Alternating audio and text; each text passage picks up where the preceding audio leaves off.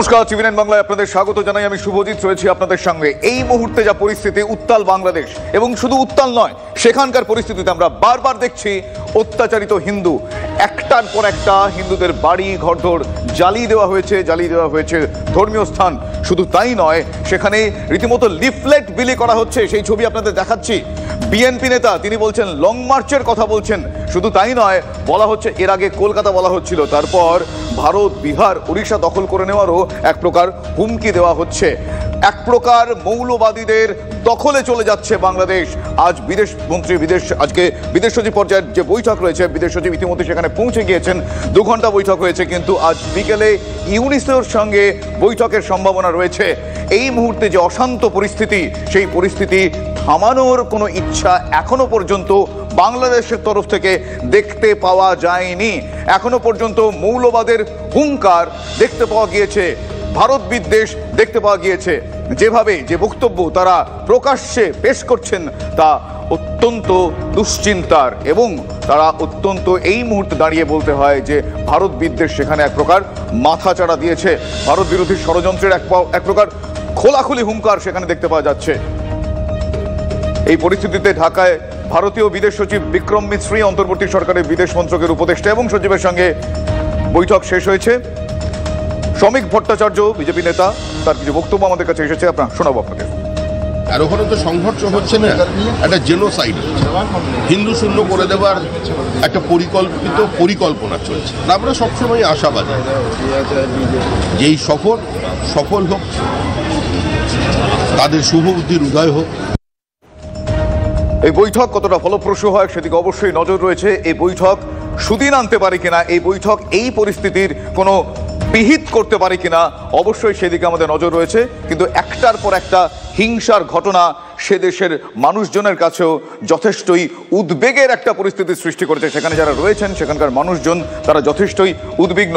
আপনারা জানেন, আওয়ামী লীগের নেতার বাড়িতে আগুন ধরিয়ে দেওয়া হয়েছে, পুরো মৃত্যু হয়েছে নেতার মা এবং তার কাকিমার।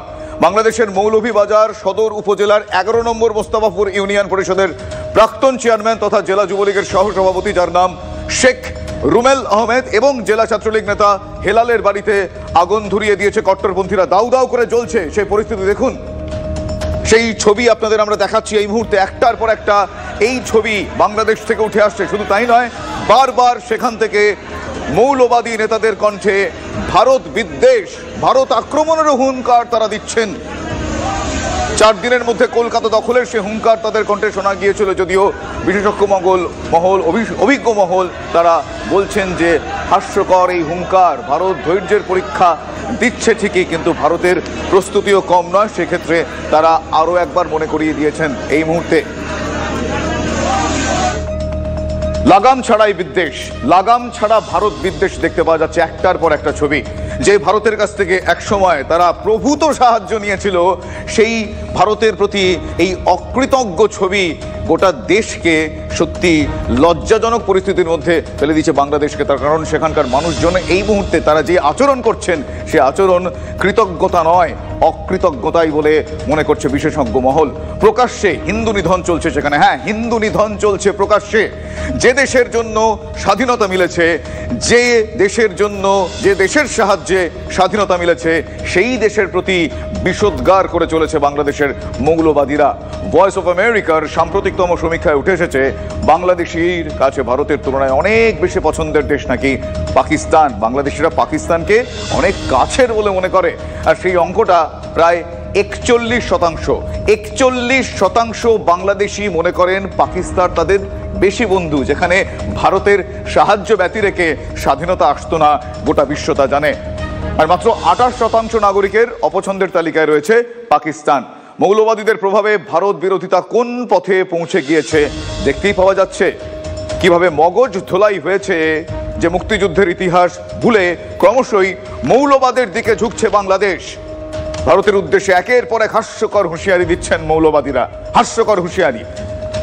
1971 সালে পূর্ব পাকিস্তানে ইয়াহিয়া খানের সেনা অত্যাচারের বিরুদ্ধে মুক্তি বাহিনীকে সাহায্যের জন্য সেনা পাঠিয়েছিল তৎকালীন প্রধানমন্ত্রী ইন্দিরা গান্ধী। যুদ্ধে হেরে পাক সেনা আত্মসমর্পণ করে ভারতীয় সেনার কাছে। বাংলাদেশ নামে নতুন দেশের গঠন হয়। ভুলে গেছে বাংলাদেশ সেই ইতিহাস, ভুলে গেছে বাংলাদেশ।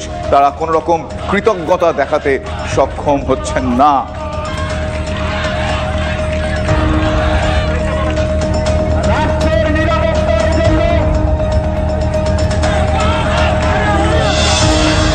একটার পর একটা সেই ছবি দেখতে পারা যাচ্ছে। মৌলবাদীদের প্রভাবে ভারত বিরোধী হুঙ্কার কোন পর্যায়ে গিয়েছে, যা লজ্জাজনক।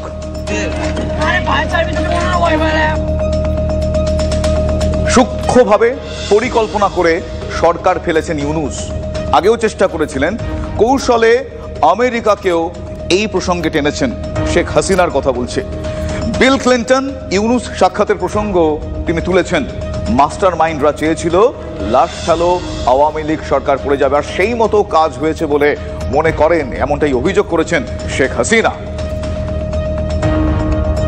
মাস্টার মাইন্ড খুনি ইউনূস সাহেব এটাই প্রমাণ করেছে যে এরা সব অপরাধী। এই সমস্ত অপরাধ তারা করেছে। একই সাথে মিছিল করেছে, ক্লোজ রেঞ্জে গুলি করা হয়েছে, মানুষ মারা হয়েছে। আবু সাইদের হত্যাকাণ্ড, মুগ্ধর হত্যাকাণ্ড, সব হত্যাকাণ্ডের জন্য কিন্তু এই মাস্টার মাইন্ডেরই দায়ী। কারণ তারাই এই হত্যাকাণ্ড ঘটিয়েছিল, কারণ লাশ ফেলো সরকার পড়ে যাবে। হ্যাঁ, আমি যদি আরো শক্তি প্রয়োগ করতাম অনেক লাশ পড়তো, আমি সরে আসতাম না। কিন্তু আমি তো লাশের উপরে লাশ ফেলতে চাইনি। আমি তো চাইনি মানুষ আরো জীবন দিক, কারণ আমি তো স্পষ্ট দেখতে পাচ্ছি যে পরিকল্পিতভাবে হত্যা হচ্ছে। আসলে বুমেরাং